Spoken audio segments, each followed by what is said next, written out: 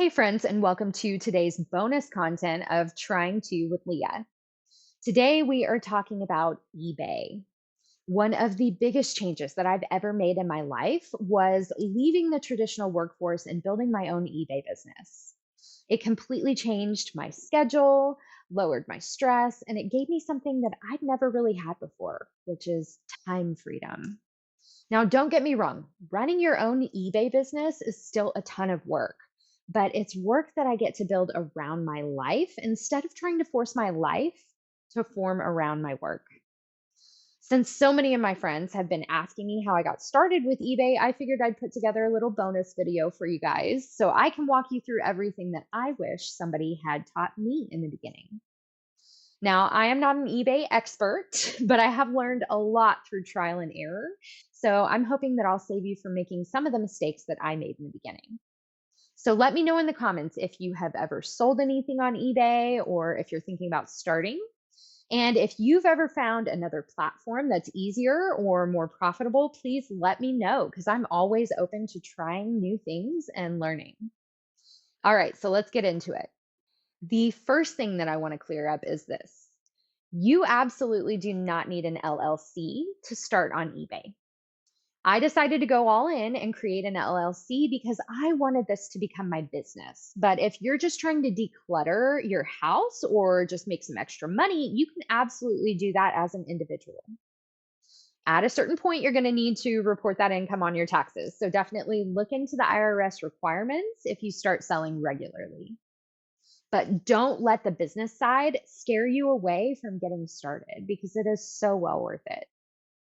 When I first started, I just sold things around my own house that I did not need.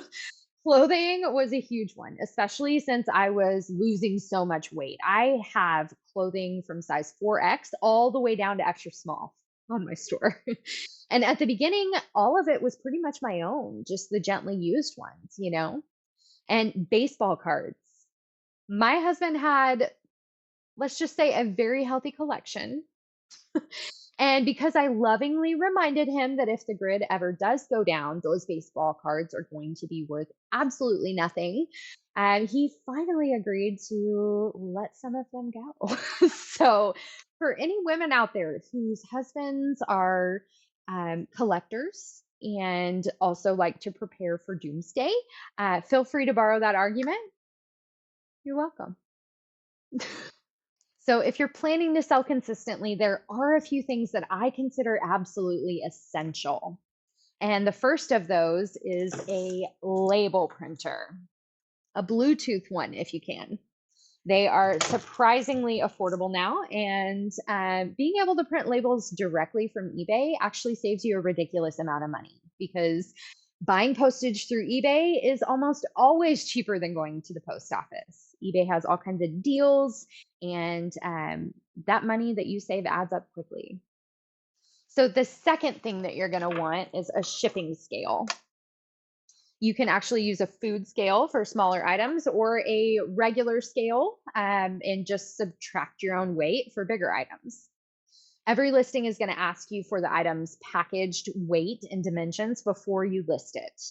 Now, that does not mean that you have to package up every item before you list it. For some items, I do package them up, especially if they're particularly fragile or they're hard to store. But for most of the items, I don't actually package them until they've been sold. I usually just kind of estimate about half a pound for smaller items and around a pound for larger items, and roughly about 4 inches all the way around the item and about 2 inches taller at least than what you're trying to package up. And most of the time, I'd say about 90% of the time when I go to check out for that label, I am right on target. But at the beginning, not so much. I lost quite a bit of money trying to figure out my shipping system. And it felt like a complete guessing game until I finally started seeing the patterns.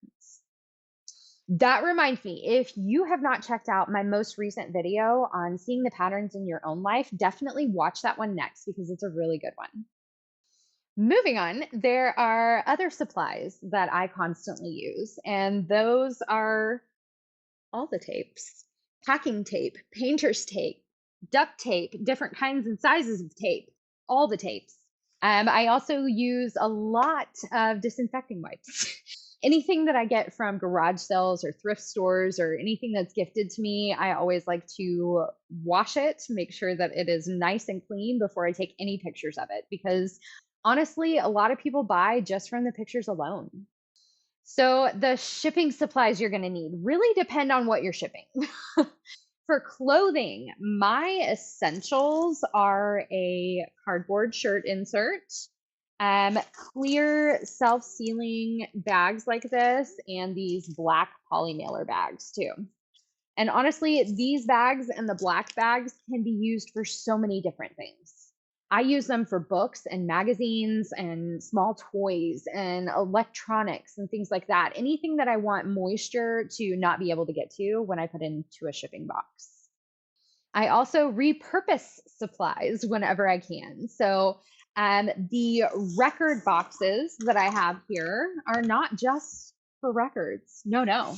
If something fits inside and it should not bend, it's going in a record box. When you are buying your shipping supplies, I like to just kind of go at it with the thought process of how many of the items that I want to sell can fit inside of this without too much barrier material.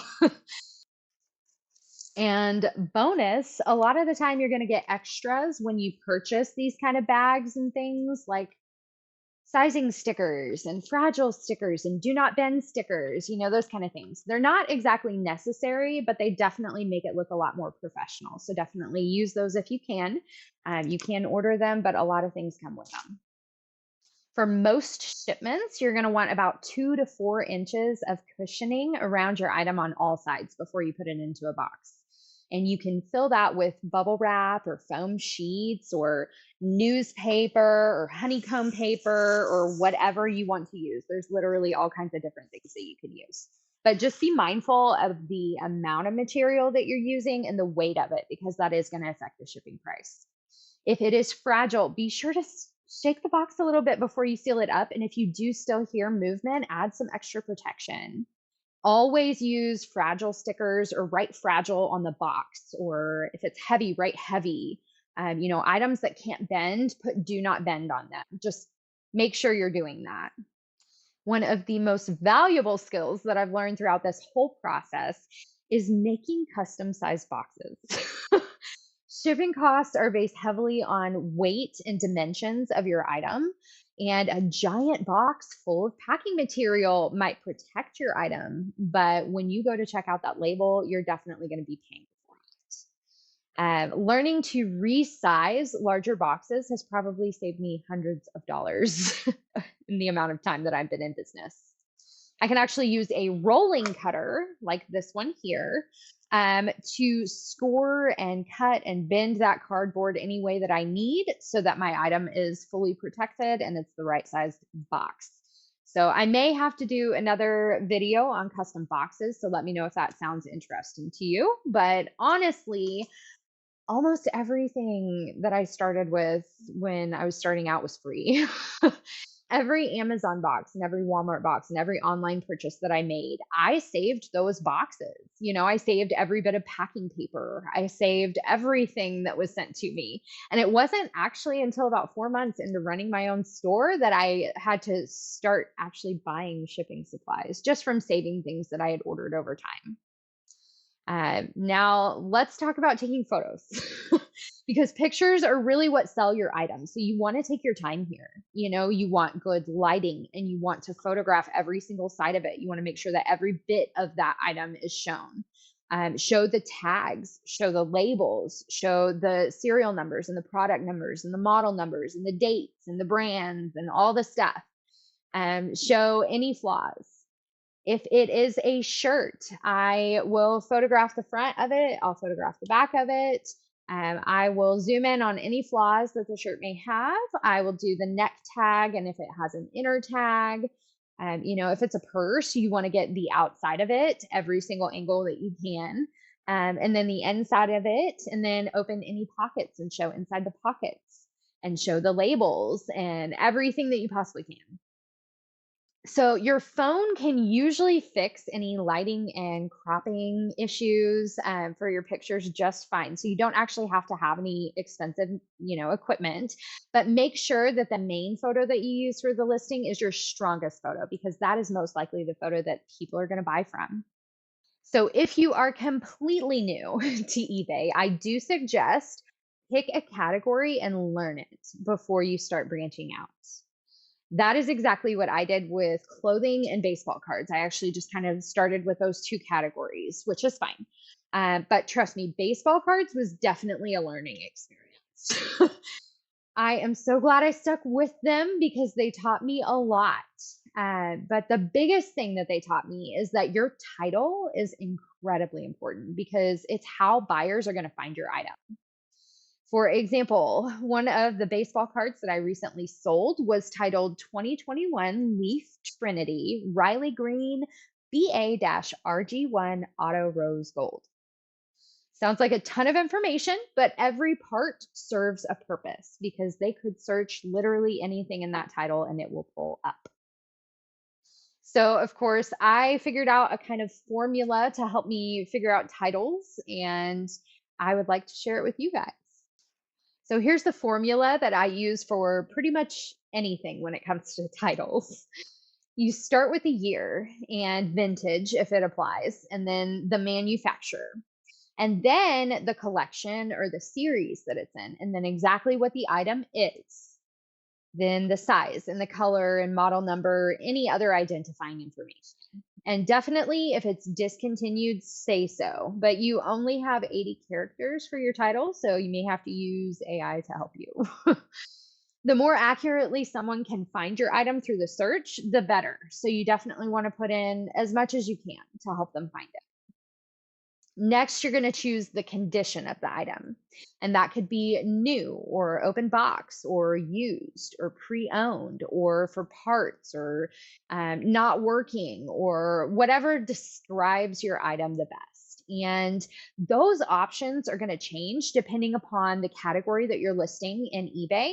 And eBay is really, really good about actually explaining which one is most appropriate for you when you list the item. So after that, you're going to fill in the item specifics. And the more information that you can include, the better chance your listing is going to have of showing up in searches. Now, I personally do not spend forever filling out every single little field because it's just not necessary unless it's a really valuable or really specific item. But if you're running a business like I am, time matters.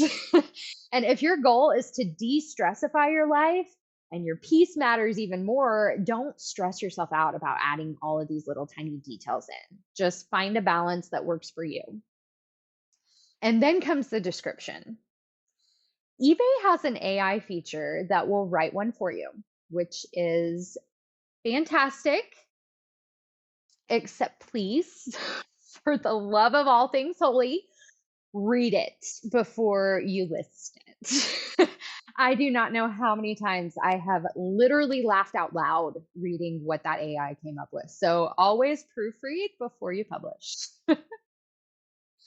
This is also where I like to add things like tested and working or barely used or, things like we will combine shipping, that kind of stuff, or any flaws or any extra features that buyers should know about. I like to put that in the description as well. And then shipping policies.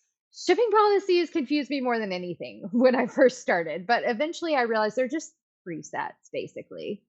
I have one for clothing because of the return policy, one for location based shipping. So it's based on the buyer's location, and one for heavier items that need to be shipped ground.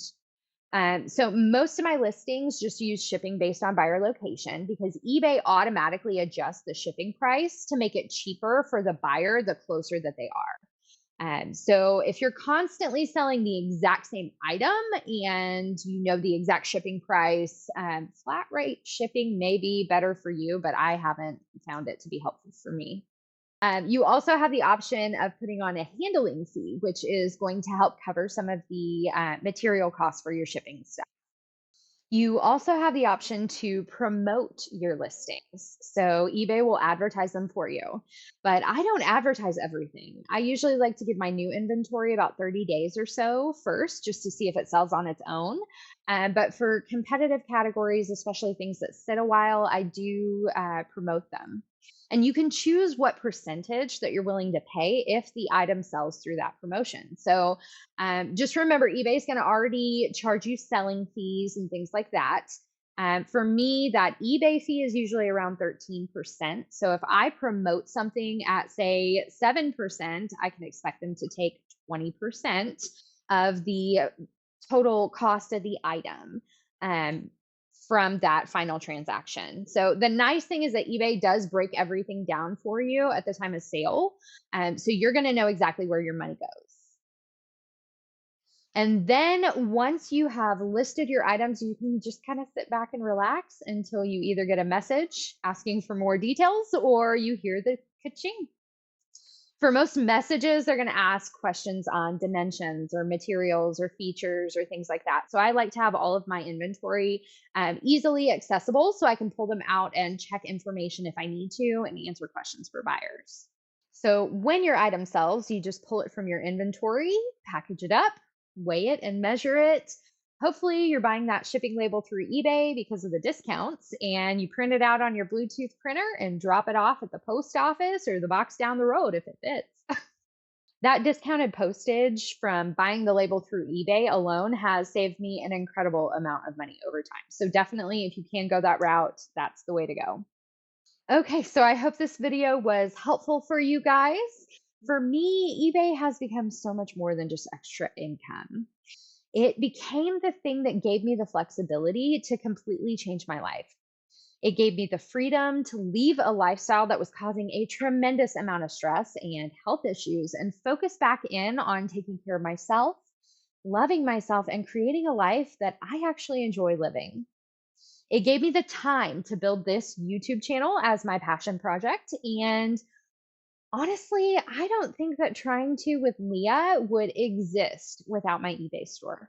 So, if you have been looking for a way to create a little bit more freedom in your own life, maybe this is something worth trying.